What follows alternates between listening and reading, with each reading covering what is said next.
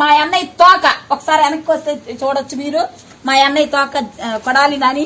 ఈ విధవను నమ్ముకుని చాలా చాలా నష్టపోయాం. మా గుడివాడ నియోజకవర్గంలో చాలా నష్టపోయాం. ఈ విధవ కొడాలి నాని.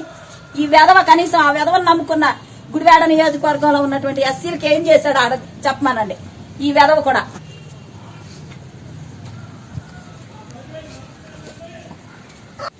నమస్తే అండి, నా పేరు రాసిరెడ్డి నిర్మల.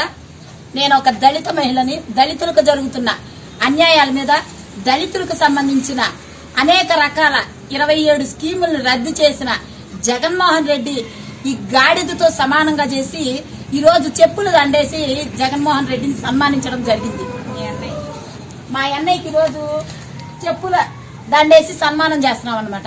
దీనికి కారణం కూడా ఏంటంటే అండి, గతంలో చంద్రబాబు నాయుడు గారిని నడి రోడ్డు మీద దళితులకు ద్రోహం చేశాడు, నడి రోడ్డు మీద ఉరి తీయాలి అని చెప్పింది ఈ అన్నయ్యే, ఈ గాడిద అన్నయ్యే. అలాంటి ఈ అన్నయ్య ఉరి తీయాలని చెప్పిన జగన్ అన్నయ్యే ఆఖరికి దళితులకు సంబంధించిన ఒక్క స్కీమ్ కాదు కదా, ఒక్క లోన్ కాదు కదా, దళితుడికి ఒక్కటంటే ఒక్క మేలు చేసిన దాఖలాలు లేదు. అలాంటి జగన్మోహన్ రెడ్డిని ఎన్నిసార్లు ఎంతమంది దళితులు నడి రోడ్డు మీద ఉరి తీయాలా వద్దా అని అడుగుతున్నాను నేను. జగన్మోహన్ రెడ్డి, నువ్వు రేపు 21వ తారీఖున గుడివాడ వస్తున్నావు, మా గుడివాడ వస్తున్నావు. దళితులు అంటే ఏంటో చూపించడానికి సిద్ధంగా ఉన్నాం గుడివాడ నియోజకవర్గంలో మా దళితులంతా కలిసి. నువ్వేం చేశావు దళితులకు చెప్పు.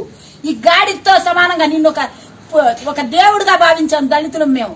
ఈ రోజు నిన్ను గాడిదకి కట్టి గాడిదతో సమానంగా చేసి చెప్పులు దండేసి ఊరేగిస్తున్నామంటే దానికి కారణం నువ్వు చేసిన ద్రోహం కదా.